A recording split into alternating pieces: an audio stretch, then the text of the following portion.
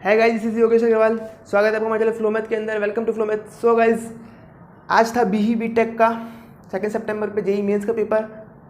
अगर अब आपका 3 से लेकर 6 सितंबर के बीच पेपर है, तो अगर आपको आज के पेपर के क्वेश्चन कुछ पता लग जाते हैं तो उससे बढ़िया बात क्या होगी। वही मैं कुछ क्वेश्चन जो मुझे पता लगे हैं, मैं उनके सॉल्यूशंस को लेके आया हूँ। सबसे क्वेश्चन इज इवैल्यूएट 0 से 2 mod of x minus 1 minus x mod। यहाँ पे दो जगह मॉड, एक तो अंदर एक बाहर। वैसे दो जगह मॉड हो ना, तो हम क्या करते हैं, पहले अंदर वाले मॉड को सॉल्व करेंगे, फिर बाहर वाले मॉड को सॉल्व करेंगे।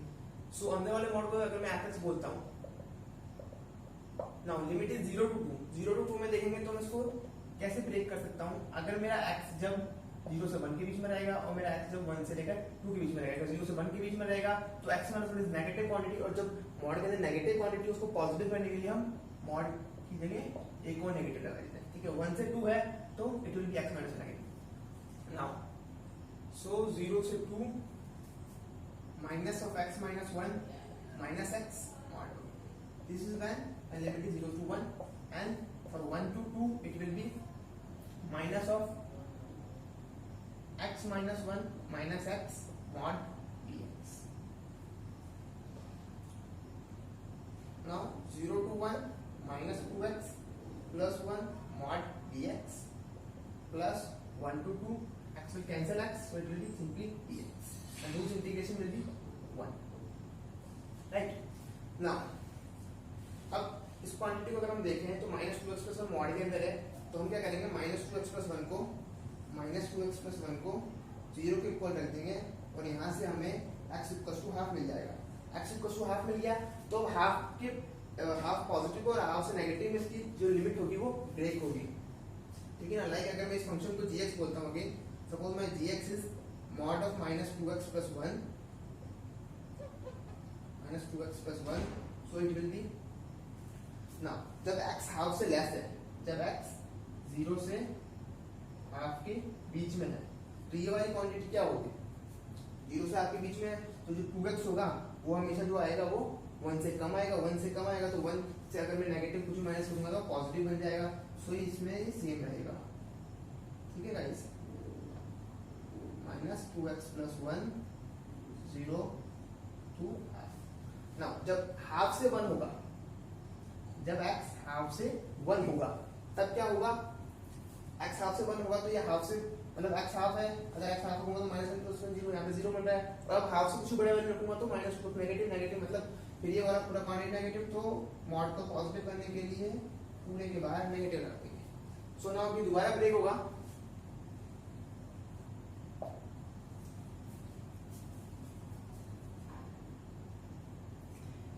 0 to half minus 2x plus 1 dx plus half to 1 minus 2x plus 1 minus dx and so on। 1 हमारे पास था। Now on solving it you will get 3/2, which is option। ठीक है, इसको इजी क्वेश्चन था। अगर आपको अंदर के मॉड सॉल्व करना है तो बाहर का मॉड सॉल्व करना है, और अंदर के मॉड को कैसे ब्रेक करना है, आपको सिंपली इस क्वांटिटी को 0 के इक्वल रख देना है, फिर वहां से इसके प्लस में इसके नेगेटिव में कैसे ब्रेक करना है। ठीक है, नाउ देखते हैं next question.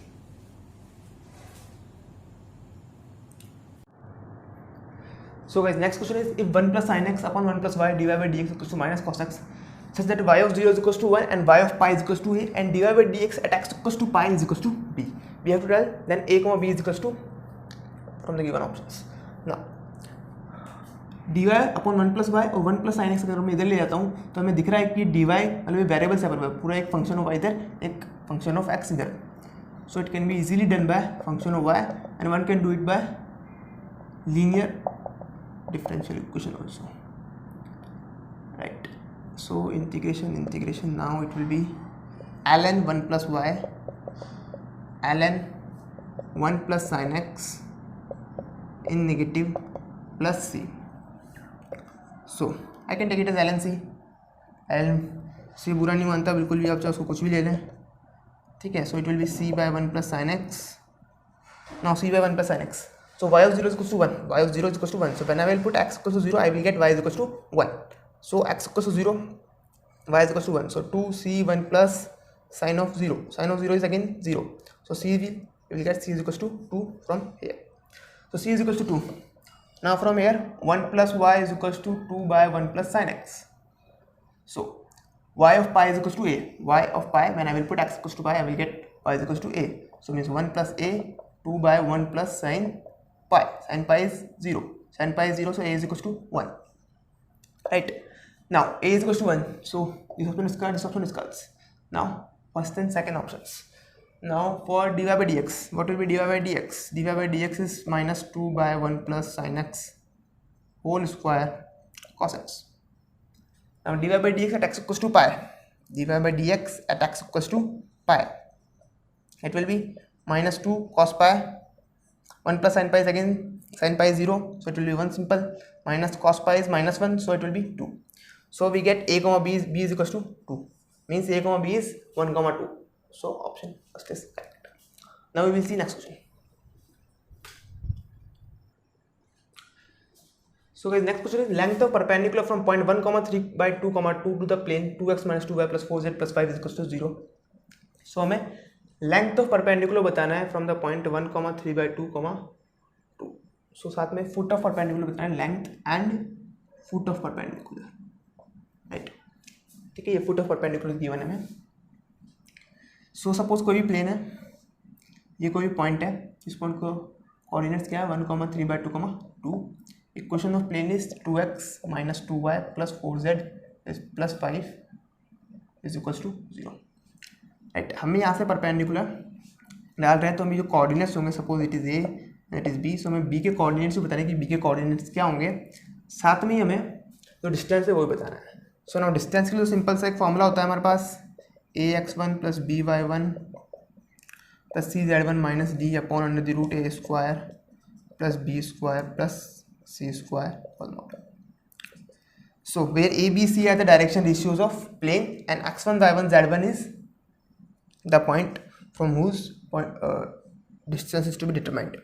So now a is 2, x1 is 1 plus b is minus 2, y1 is 3 by 2, c is 4, it is 2 minus plus 5 because it will go from minus 5 and minus will be positive 5, and under root a square plus b square plus c square means 2 square plus 2 square plus 4 square. So it will be 2 minus 2 by 2, 2 minus 3 plus 8 plus 5 whole upon 4 plus 4 is 8, 8 plus 16 is 24. Right, and solving will get root 6. Even अब root आपको ये निकालने की भी जरूरत नहीं थी, क्यों? क्योंकि आपको रूट 6 हर ऑप्शन में दिख रहा है. रूट 6 हर ऑप्शन में दिख रहा है, तो ये निकालना बेवकूफ़ी होगी, क्योंकि वहाँ पे हमें टाइम बचाना है. तो रूट 6 तो आना ही है, तो हमें फुट ऑफ परपेंडिकुलर में बात करनी है. फुट ऑफ परपेंडिकुलर कैसे निकलेगा? देखिए, अब ये जो लाइन है ये परपेंडिकुलर है प्लेन के, मतलब जो इसके डायरेक्शन इशू होंगे, जो नॉर्मल डायरेक्शन इशू होंगे वो सेम होंगे जो नॉर्मल डायरेक्शन इशू क्या है, जो प्लेन के डायरेक्शन इशू है. So we can apply x minus 1 upon 2 y minus 2 y minus 3 by 2 upon minus 2 z minus 2 upon 4. This is the equation of line AB, right? Because normal is going to be parallel to line AB.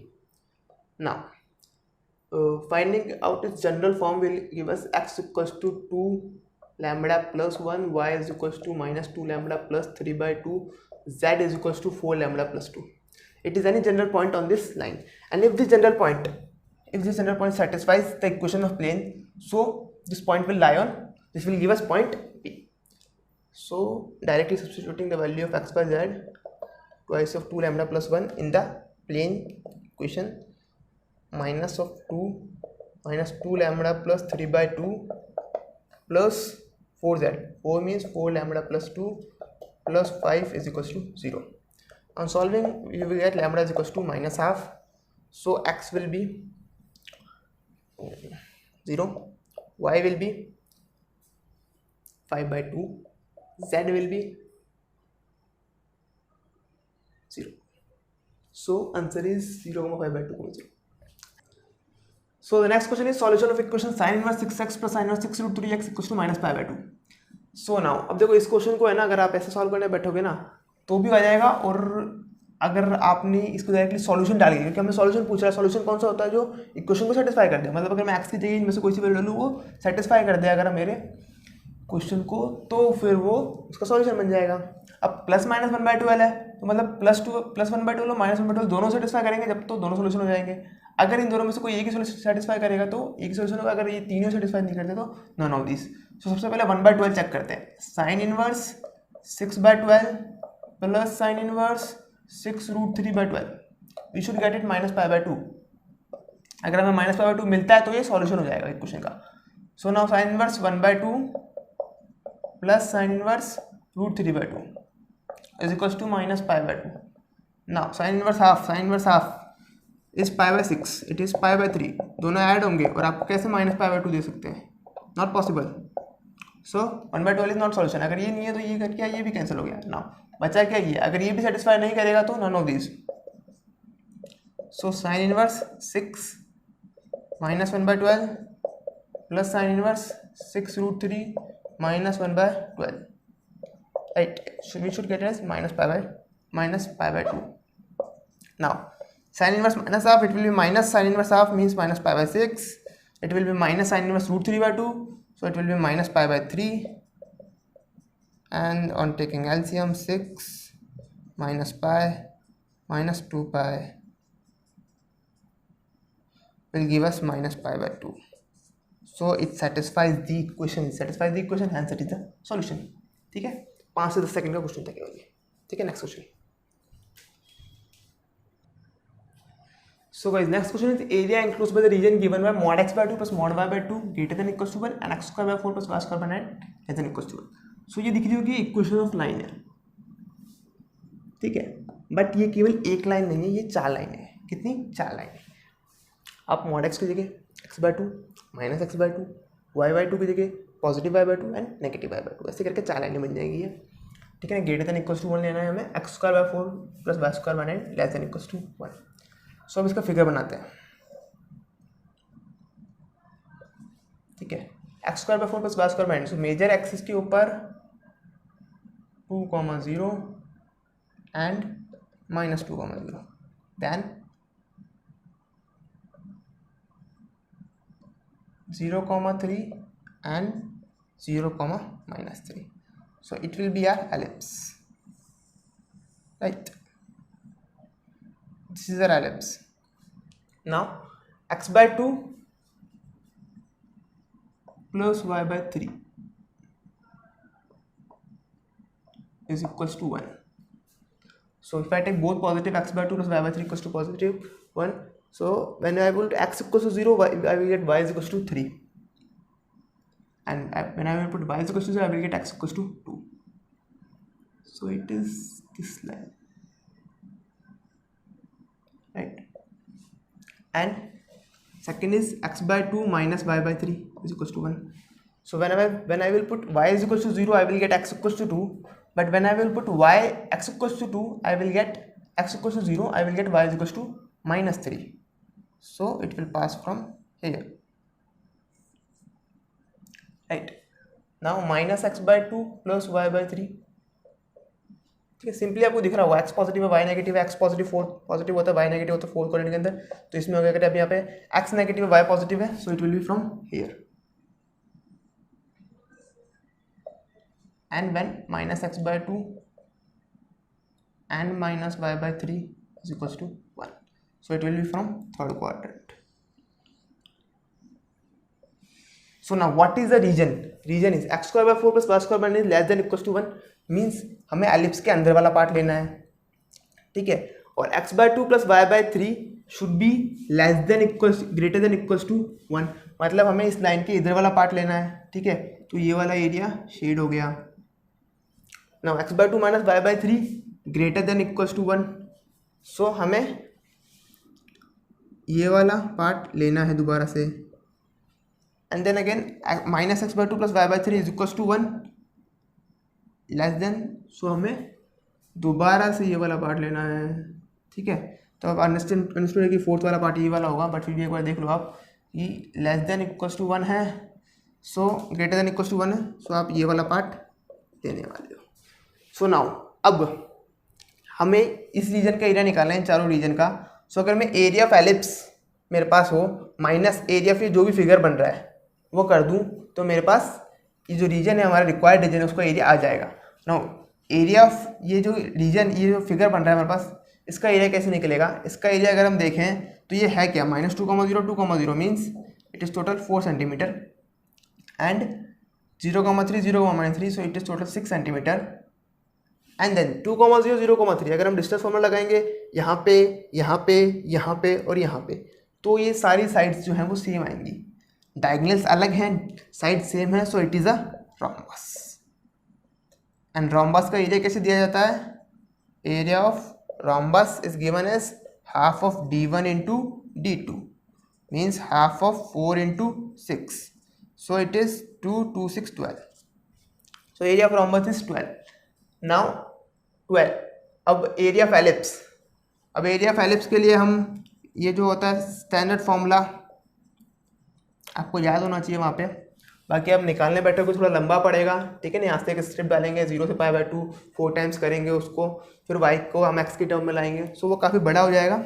आपको direct formula याद होना चाहिए। यहाँ पे a major axis के coordinate है, b minor axis का तो कितना ही है 2 and it is 3, so it will be 6 π। So for the required area what we will do 6 π - 12, so 6 π - 12, hence it is answer, right? Now next question.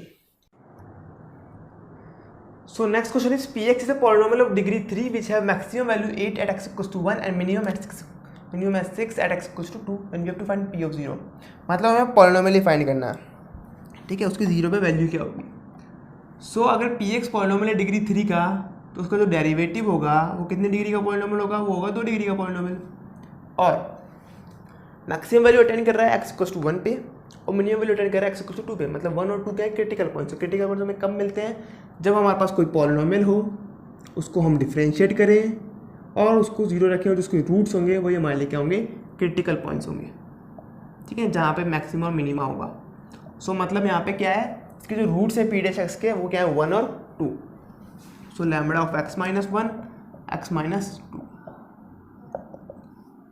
so px will be lambda of, now if I first x square minus 3x plus 2, then px will be lambda of x cube by 3 minus thrice of x square by 2 plus twice of x plus c, ये c नहीं भूलना है, right? now p of 0 is going to be c, it is clear, ठीक है। so we have to find the value of c। now p of 1 is 8 means it is 8 and lambda 1/3 minus 3/2 plus 2 plus c। so on solving this we will get 6 3 2 minus 2 3 means 9 9 plus 12 plus c, so 2 minus 9 is -7 plus 12 is 5 lambda by 6 plus c is equals to 8 and for 2 it is 6, so 6 8 lambda by 8 by 3 minus 6 plus 2 lambda plus c, so it will be twice of lambda by 3 plus c is equals to 6, so it was 5 lambda by 6 plus c, it was 2 lambda by 3 plus c। on subtracting both what we will get 2 is equals to 5 lambda by 6 minus 2 lambda by 3 6 5 lambda minus thrice of 2, so means 4 lambda, so it will be lambda by 6, so lambda is 12 from here, putting it over here we will get 6 2 into 12 by 3 plus c, so 4 to 8 6 minus 8 is equals to c, so c will be -2, so p of 0 is equals to -2 because p of 0 was equals to c, so p of 0 is equals to -2, right? now next question. so guys next question is limit x tending to 1 x plus x square so on to x square p minus p upon x minus 1 is equals to 820। so हमें इसकी limit दे रखी है कि वो 820 आएगी जब x goes to 1 है। so lambda की वैल्यू t की वैल्यू क्या है, राइट? सो अब देखो अगर इसकी लिमिट एग्जिस्ट कर रही है तो नीचे क्या बन रहा है, जैसे मैं 1 डालूंगा 0 बन रहा है, तो ऊपर भी 0 बनना चाहिए। तो मतलब 0/0 की फॉर्मूला में एल हॉस्पिटल रूल लगा सकता हूँ। एल हॉस्पिटल रूल में क्या करते हैं, ऊपर वाला अलग डिफरेंशिएट, नीचे वाला अलग differentiate. So means 1 + 2 of x + 3 of x square and so on to plus p x to power p minus 1 and 1 should be is equals to 820 where limit goes x goes to 1। सो ये तो L hospital rule use लिया। अब x goes to 1 है, अब डाल सकते हो कि नीचे तो 0 बन नहीं रहा, तो सीधे सीधे डाल देते हैं 1 + 2 + so on to प्लस का p is equals to 820। So means p of p + 1/2 is equals to 820। ना आपके पास दो ऑप्शन है, आपकी क्वालिटी क्वेश्चन बनती है, इसको आप सॉल्व करें डायरेक्ट या फिर ऑप्शन वाइज जाएं क्योंकि वो टाइम सेव करेगा। सो अगर मैं p को 39 डालता हूँ, इट विल बी 39 × 40/2। ना 40 × 40 इज 1660 एंड 1660 का हाफ इज 800। सो यहाँ पर 39 मतलब 1660 से भी कम बनेगा। सो ये तो पॉसिबल ही नहीं है ना। 40, सो 40 × 41/2 should be 820। So 20 × 41 is 820. Hence 40 is the answer. ठीक है guys, next question.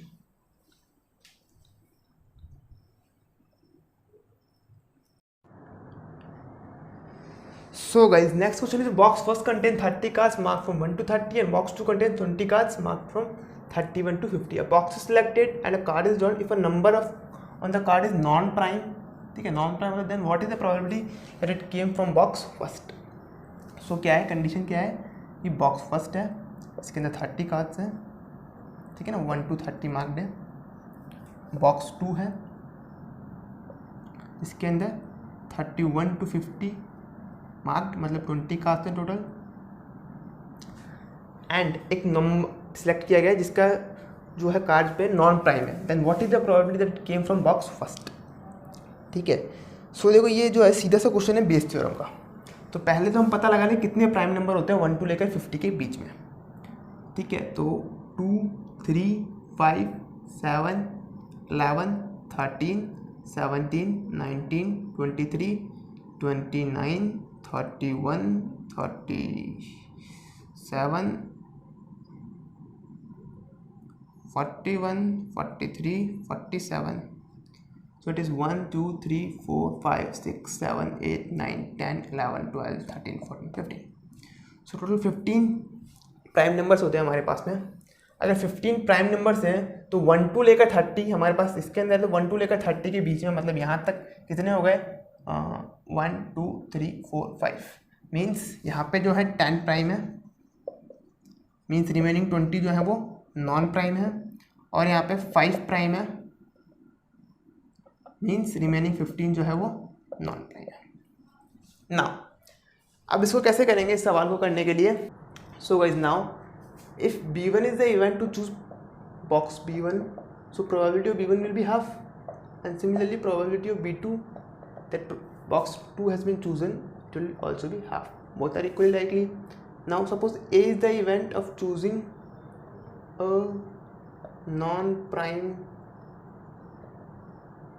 Number card. So probability of A by B1 means B1 से आया है तो प्रोबेबिलिटी ऑफ A कितनी होगी, हमारे पास 20 नॉन प्राइम्स हैं, टोटल कार्ड 30 हैं, तो 20/30। Now probability of A by B2 के अंदर टोटल 20 कार्ड्स हैं और 15 नॉन प्राइम्स हैं, so 15/20। Now we have to find if the number what is the probability that it came from box B1 and card is non prime.